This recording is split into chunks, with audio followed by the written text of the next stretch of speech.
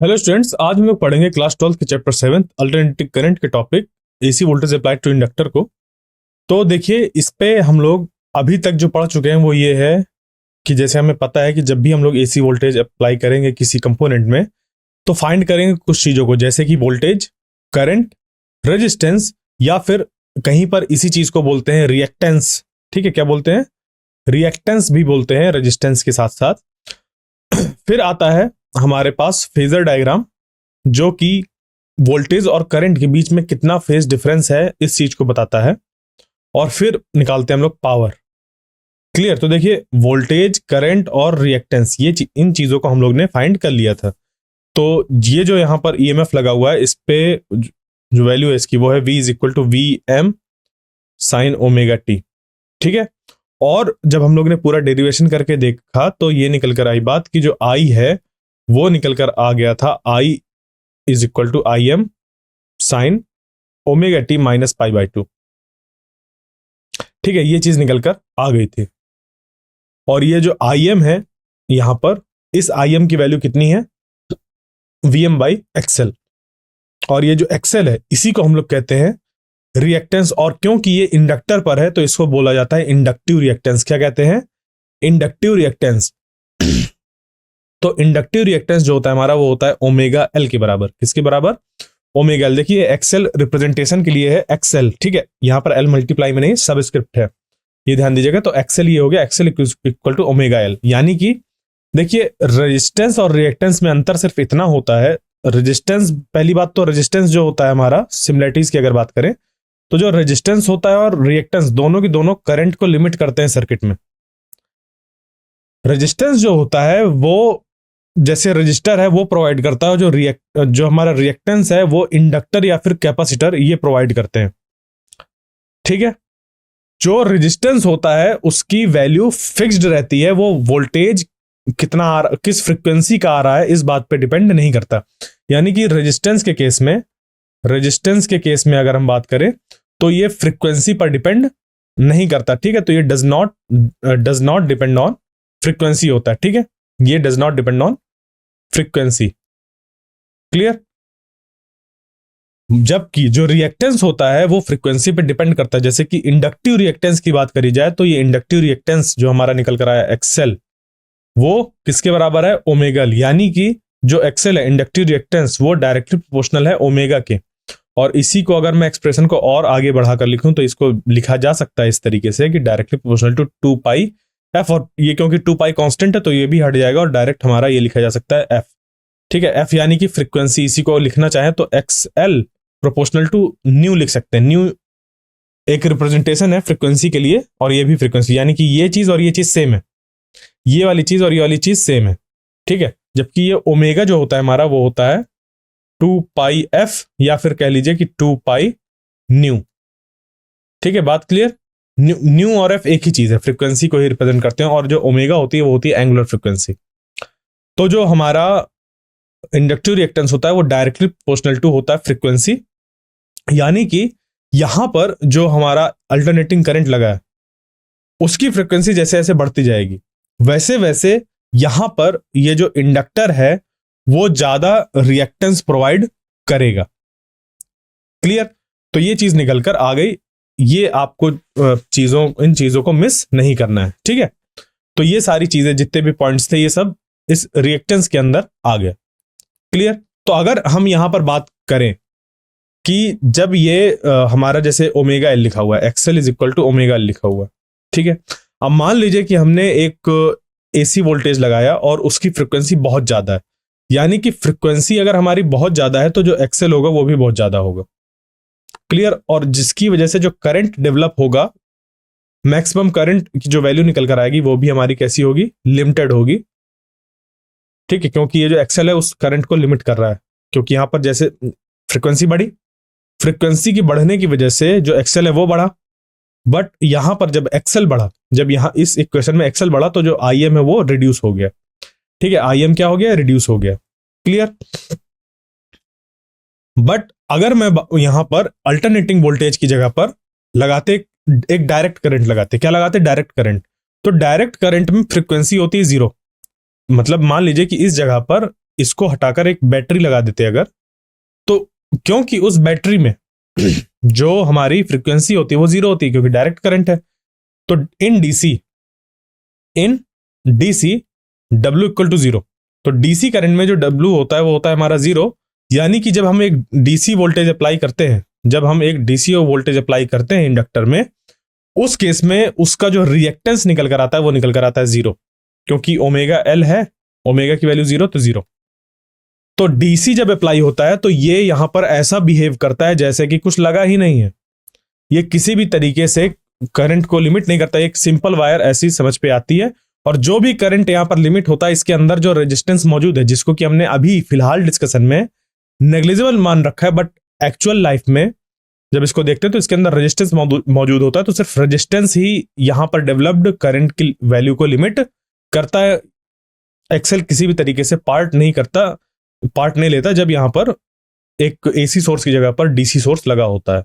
ठीक है, तो इस पे करंट से रिलेट, इस पे कि करंट कब कैसा होगा, इस पे क्वेश्चन आता है कि फ्रीक्वेंसी के साथ कैसा वेरिएशन होगा। तो फ्रीक्वेंसी बढ़ने के साथ जो करंट होगा वो डिक्रीज होगी। क्यों? क्योंकि फ्रीक्वेंसी बढ़ने के साथ एक्सेल की वैल्यू बढ़ेगी और एक्सेल की वैल्यू बढ़ने के साथ जो करंट है वो डिक्रीज हो जाएगा। यहां तक बात समझ पे आ गई? तो हम लोग ने ये फाइंड कर लिया था। अब इसके बारे में भी डिस्कशन हो गया हमारा। अब बढ़ते हैं आगे और इसका फेजर डायग्राम बनाते हैं, किस तरीके से जो हमारे वोल्टेज और करंट हैं उनको हम रिप्रेजेंट कर सकते हैं थ्रू आउट द प्रोसेस। मतलब t इक्वल टू जीरो से लगाकर आगे तक हम कैसे इनको रिप्रेजेंट कर सकते हैं।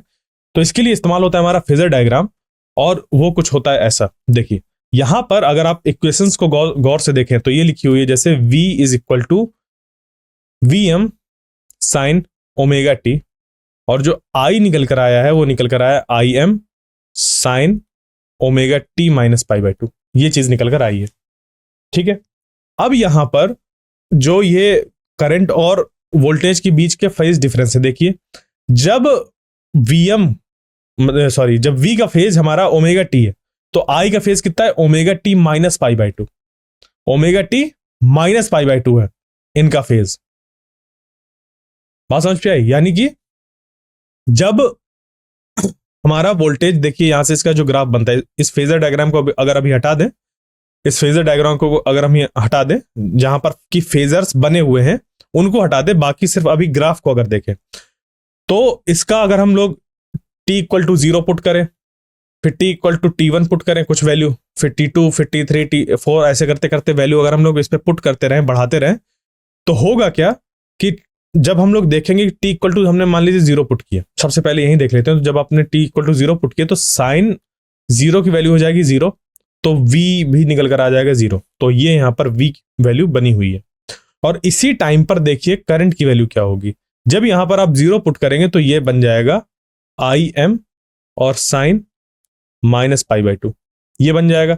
यानी कि माइनस आ जाएगा बाहर, तो माइनस Im और पाई बाय टू की वैल्यू होती है 1, तो ये बन जाएगा 1। ठीक है, तो ये I is equal to minus Im निकल कर आ गया। यहां पर ध्यान दीजिएगा कैसे मैंने इसको सॉल्व किया है। यहां पर इस प्रॉपर्टी का यूज किया है कि sine minus pi by two अगर होता है, या फिर कह लीजिए कि साइन माइनस थीटा होता है, तो माइनस साइन बाहर आ जाता है और साइन थीटा, तो उस हिसाब से हमने क्या किया, minus sine pi by to लिख दिया। और साइन पाई बाय टू की वैल्यू जो होती है, यानी कि साइन 90 की जो वैल्यू होती है वो 1 होती है, तो 1 इंटू माइनस, यानी कि बन गया -1। ठीक है, कितना बन गया? -1। क्लियर?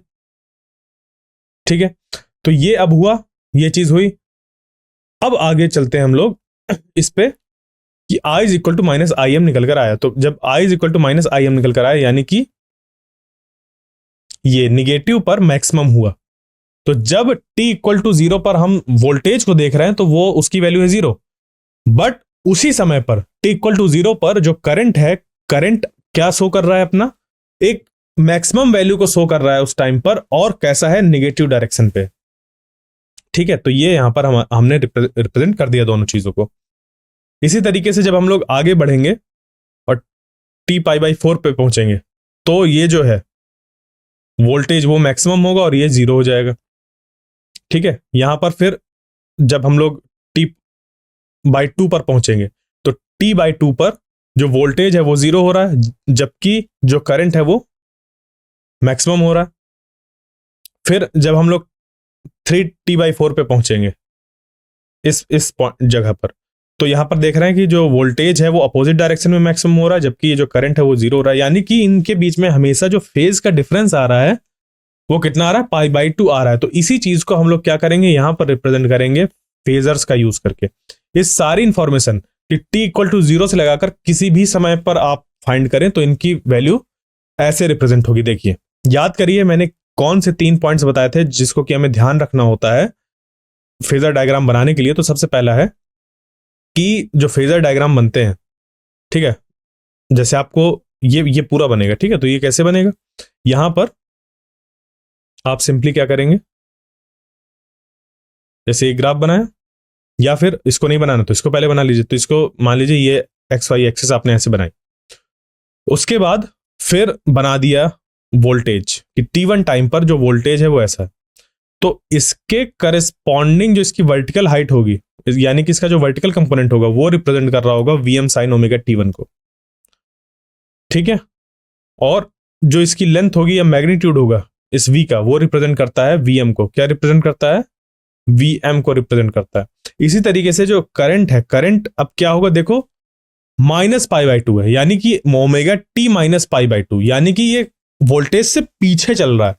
ये वोल्टेज से क्या चल रहा है, पीछे। तो हमने क्या किया, इसको वोल्टेज से पीछे बना दिया, π/2 एंगल पीछे बना दिया, फेज इसका π/2 पीछे बना दिया। तो हमने एक रेफरेंस के लिए बनाया ओमेगा T1 पर, और उसके पीछे बना दिया π/2 I बना दिया, ठीक है। तो अब किसी भी समय पर जब हम पूछेंगे कि t मान लीजिए किसी समय पर क्या वैल्यू होगी, तो सिंपली ये जो फेजर हैं हमारे, ये अपनी पोजीशंस, क्योंकि फेजर रोटेट करते हैं एंटी क्लॉकवाइज डायरेक्शन में, यानी कि मान लीजिए अभी T1 की बात थी, T2 की अगर बात होती तो ये वाला जो वोल्टेज वाला है, तो हो सकता है कि वो इस जगह पर होता।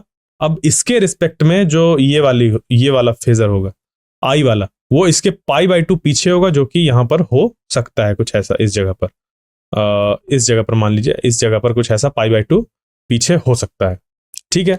अगर आपने T3 की बात करी तो उस केस में अगर जो हमारा वोल्टेज है वो इधर शो कर रहा है, तो उसी समय पर जो करंट होगा वो यहां पर कहीं शो कर रहा होगा, ठीक है।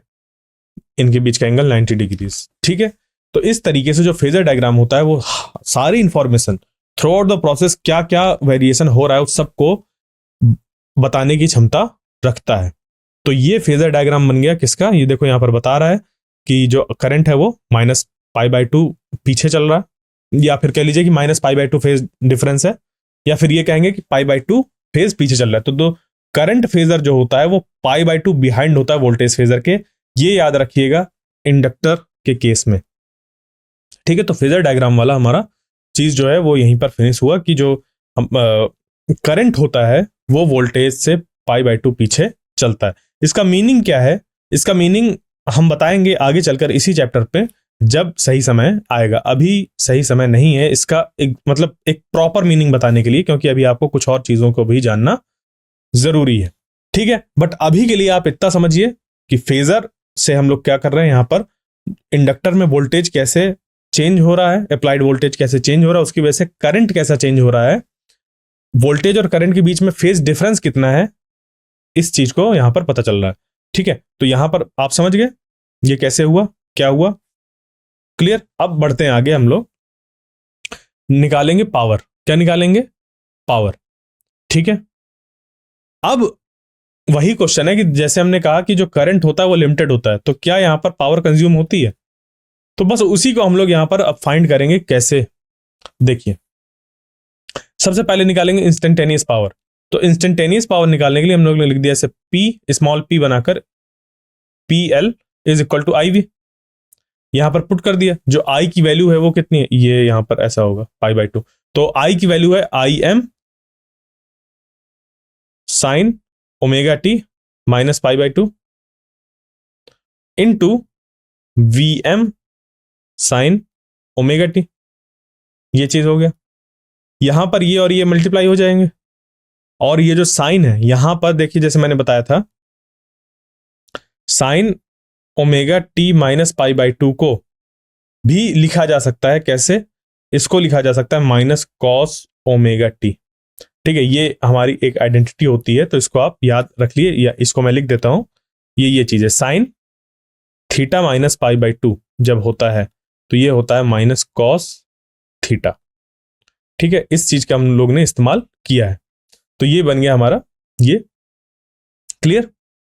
और इस चीज को आपने 10th क्लास में भी पढ़ा है, बट आपको अभी समझ पे नहीं आया ये किस चीज की बात हो रही है, नहीं समझ पे आया। देखिए अब बता देता हूं मैं यहां पर। साइन जीरो की वैल्यू कितनी होती है? आप कहेंगे जीरो। साइन की अगर बात करी जाए और कॉस की वैल्यू, कॉस की बात की जाए, ध्यान दीजिएगा, साइन जीरो की वैल्यू जीरो, साइन 30 की वैल्यू 1/2, साइन 45 की वैल्यू 1/√2, और साइन 60 की वैल्यू जो होती है वो होती है √3/2, और साइन 90 की वैल्यू होती है 1। ठीक है, जबकि कॉस की वैल्यू क्या होती है? कॉस की वैल्यू होती है यहां पर 1 √3/2, यहां पर 1/√2, और यहां पर जो होती है वो होती है 1/2, और यहां पर होती है 0। ठीक है, अब ध्यान दीजिए, ये theta minus pi by to लिखा हुआ है, इसको हम लोग क्या करते हैं, इसको कन्वर्ट कर लेते हैं एक्चुअली कुछ इस तरीके से, माइनस जो अभी मैंने ये वाली प्रॉपर्टी बताई थी उसका यूज करके, sine minus theta is equal to minus sine theta, ये होता है। तो बस यहां पर हमने यही किया कि जो sine theta minus pi by to लिखा हुआ है इसको लिख दिया पहले साइन माइनस ब्रैकेट में पाई बाई टू माइनस थीटा। ठीक है, तो अब जो माइनस साइन है वो बाहर आ जाएगा, यानी कि minus sine pi by to minus theta, ये बन जाएगा। ठीक है, ये क्लियर, ये चीज बात समझ पे? तो minus sine pi by to minus theta ये बना। अब यहां पर पाई बाई टू माइनस थीटा का क्या मतलब है? पाई बाई टू होता है हमारा 90। ठीक है, अगर इसको डिग्रीज पे देखे पाई बाई टू को, तो ये होता है 90 डिग्री। 90 माइनस थीटा, कुछ याद आ रहा है? तो देखो समझ पे आ रहा है, यहां पर आपने जब रखा वैल्यू थीटा इक्वल टू 0, यहां पर मान लीजिए थीटा इक्वल टू 0 रखेंगे, तो थीटा इक्वल टू 0 जब आपने रखा तो ये कितना बन जाएगा? 90। हाँ या ना? उसी समय पर आप कॉस थीटा की वैल्यू निकालिए, जब आपने थीटा इक्वल टू 0 रखा तो कॉस 0 की वैल्यू 1, और यहां पर जब आप थीटा 0 रखे तो बन गया यहां पर साइन 90 यानी कि -1। बात समझ पाए? देखिए ये हमने सिंपल यहां पर यूज किया है किस चीज का? 90 माइनस थीटा वाला। क्यों? क्योंकि देखिए जब कॉस 0 की वैल्यू 1 होती है और कॉस 90 की वैल्यू 1 होती है, तो इस तरीके से पाई बाई टू माइनस थीटा, यहां पर देख रहे हैं ना कि जैसे 60 डिग्री है और ये 30 डिग्री है, तो साइन 60 और कॉस 30 इन दोनों की वैल्यू सेम, यानी कि साइन 60 की वैल्यू √3/2, और यही बराबर होती है साइन कॉस 30 के। ठीक है, यही बराबर होता है कॉस 30 के, यानी कि ये वाला एंगल और ये वाला एंगल जब आप ऐड करेंगे जहां पर कि दोनों की वैल्यू सेम होती है, तो वो कितना बन जाता है? वो एंगल्स ऐड करने पर 90 के बराबर निकल कर आते हैं। तो सेम चीज यहां पर भी है कि sine theta minus pi by to की जगह पर हम लोग ने रख दिया है कॉस। ठीक है, cos pi by to minus cos pi by to, sorry minus cos theta ये रखा है, sine theta minus pi by to की जगह पर पाई बाई टू नहीं। तो यहां पर क्यों ऐसा कर पा रहे हैं? ऐसा इसलिए कर पा रहे हैं क्योंकि जब theta minus pi by to और उसको थीटा ऐड कर यहां पर ऐड करोगे यहां पर, ठीक है, अब इसको जब हम लोग चेंज कर लेते हैं तो ये बन जाता है पाई बाई टू माइनस थीटा बन जाता है। इस पे जब थीटा ऐड करोगे तो ये कट के सिर्फ पाई बाई टू बचता है, यानी कि जैसा यहां पर अब देखें कि 60 + 30 होता है 90, यानी कि आप कहीं पर भी देखिए उन एंगल्स का सम जिनको सम करने पर 90 आ जाता है, वहां पर साइन और कॉस की वैल्यू जब हम लोग देखते हैं, जैसे साइन 60 और कॉस 30 की वैल्यू सेम होती है, उसी तरीके से साइन 0 और कॉस 90 की वैल्यू सेम है। ये है ना? क्यों? क्योंकि 0 और 90 मिलकर 90, फिर 30 और 60 हो गया 45 45, इसी वजह से दोनों की वैल्यू एक जगह पर सेम होती है। ठीक है, यहां पर देखिए साइन 90 और कॉस 0 की वैल्यू सेम। ठीक है, साइन 90 और कॉस 0 की वैल्यू सेम। साइन 60 और कॉस 30 की वैल्यू सेम, क्यों? क्योंकि वो एंगल्स जहां पर जिनका सम करने पर 90 डिग्री के बराबर होता है वो हमारे कॉम्प्लीमेंट्री एंगल्स कहलाते हैं। तो कॉम्प्लीमेंट्री एंगल्स जब मौजूद हो साइन और कॉस पर तो उनकी वैल्यू वहां पर बराबर होती है।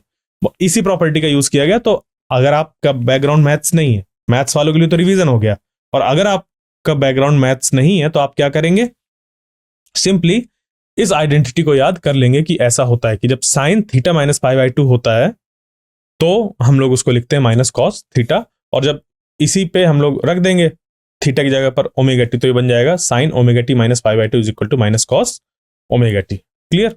तो बाकी जो चीजें थी उसको मैं इरेज कर देता हूं, सिर्फ ये जो आइडेंटिटीज हैं उनका हम लोग इस्तेमाल करेंगे। ठीक है, तो क्या हो गया यहां पर, अब हमारे पास यहां पर हम लोग ने पुट कर दिया वीएम साइन ओमेगा टी। ठीक है, फिर उसके बाद जो चीजें थी उसको हम लोग रीअरेंज कर लेंगे। तो यहां पर जो आई एम हो गया और ये sign omega T minus pi by 2 की जगह पर लिख देंगे हम लोग क्या, minus cos omega T.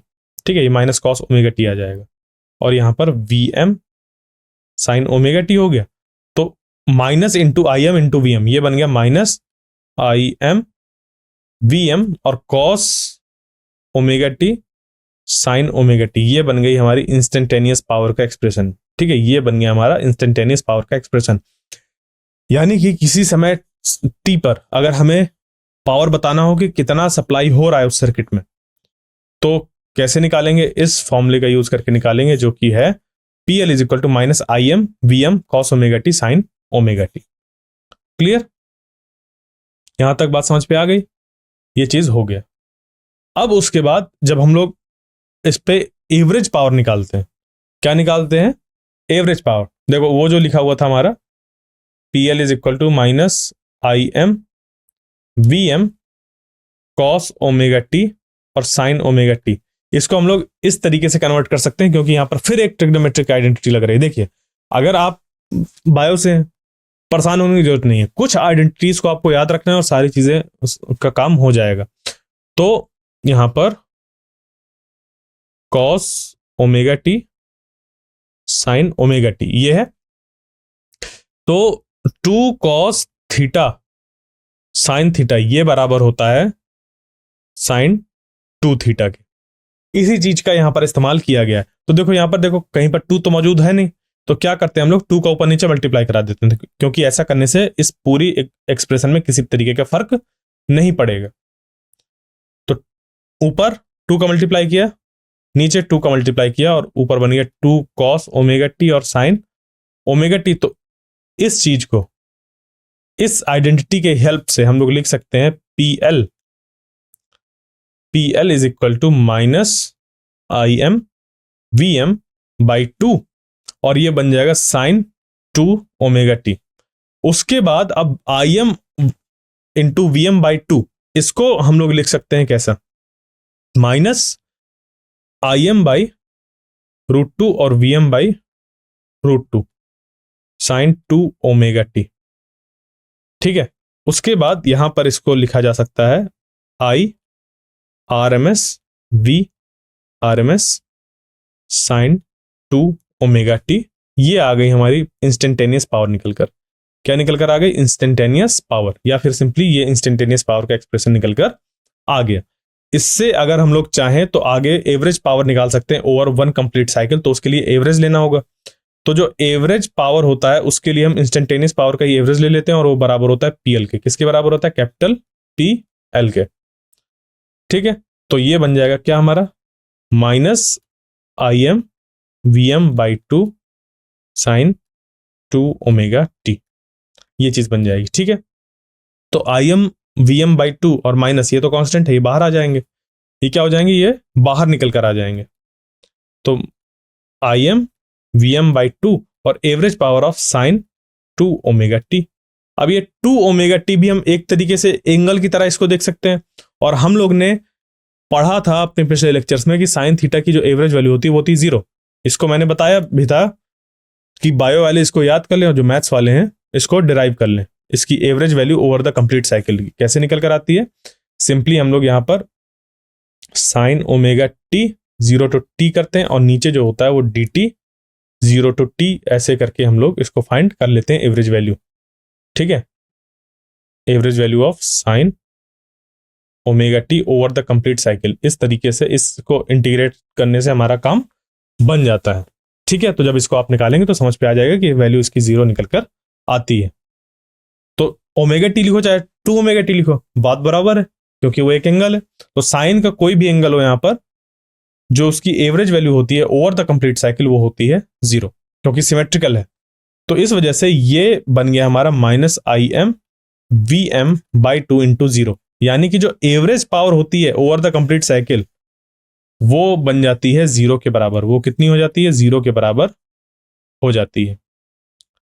Clear? यहां तक कोई प्रॉब्लम? इस तरीके से हम लोग इसको एक्सप्रेशन फाइंड किए कि जो पावर है वो निकल कर आ गई 0। अब ये जो पावर है वो 0 अगर निकल कर आ गई, इसका मीनिंग क्या हुआ? इसका मीनिंग ये हुआ कि जब यहां पर अल्टरनेटिंग वोल्टेज इस तरीके से अप्लाई किया गया इंडक्टर पे, तो हाफ साइकिल में, ठीक है, जब इसकी पॉजिटिव हाफ साइकिल थी, पॉजिटिव हाफ साइकिल का मतलब इस तरीके से ऊपर वाली पॉजिटिव हाफ साइकिल कहलाती है, और ये नेगेटिव हाफ साइकिल है, बट पॉजिटिव वाली की बात हो रही तो पॉजिटिव हाफ साइकिल और ये नेगेटिव हाफ साइकिल। तो पॉजिटिव हाफ साइकिल पे जितना पावर इस सोर्स ने इस सर्किट में भेजा होगा, ठीक है, तो क्योंकि ये इंडक्टर जो है, इंडक्टर बिहेव करता है और जो इसकी सारी प्रॉपर्टीज होती हैं ये होती हैं किसकी वजह से? इसमें इस पे फ्लक्स चेंज होने की वजह से। ठीक है, तो होता क्या है अब समझिए। यहां पर जो हमने एक सोर्स लगाया और उस सोर्स में क्योंकि करंट वेरी कर रहा है लगातार, तो मतलब वोल्टेज वेरी कर रहा है लगातार, तो उसकी वजह से यहां पर एक करंट डेवलप होगा जो कि क्या होगा?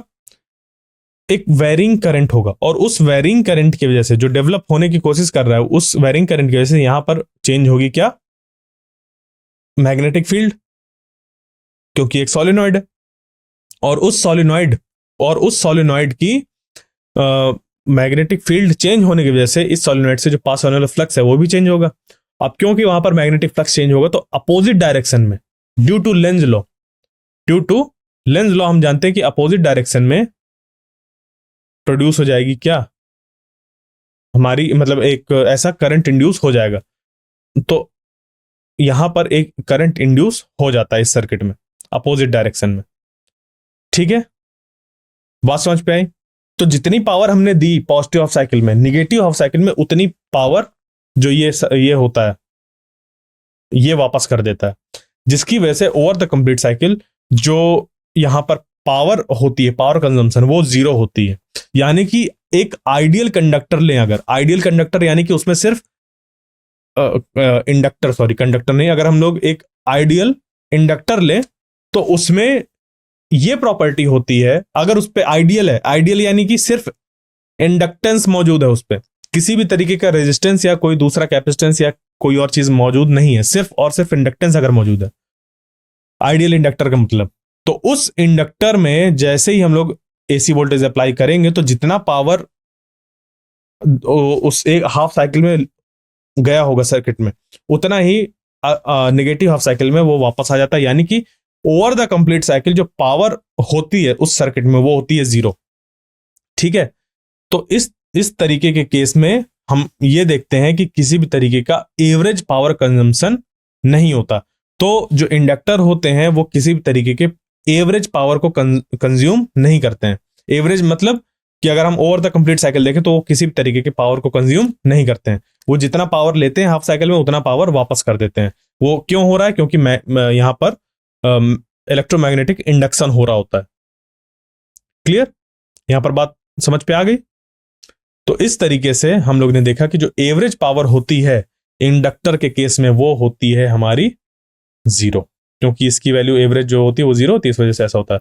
तो thus average power supplied to an inductor over one complete cycle is 0। ये ध्यान रखिएगा, एवरेज पावर की बात हो रही है, इंस्टेंटेनियस पावर की बात नहीं हो रही। इंस्टेंटेनियस पावर वहां पर कोई कुछ मौजूद होगा, क्योंकि इस इंस्टेंट पर वो पावर या तो इधर ट्रांसफर हो रही होगी या तो वहां से इंडक्टर से वापस जा रही होगी सोर्स की तरफ। ठीक है, तो एवरेज पावर हमारी 0 होती है over the one complete cycle. Clear? तो इस तरीके से हमारी जो चीजें थी इंडक्टर से रिलेटेड वो आज फिनिश हुई।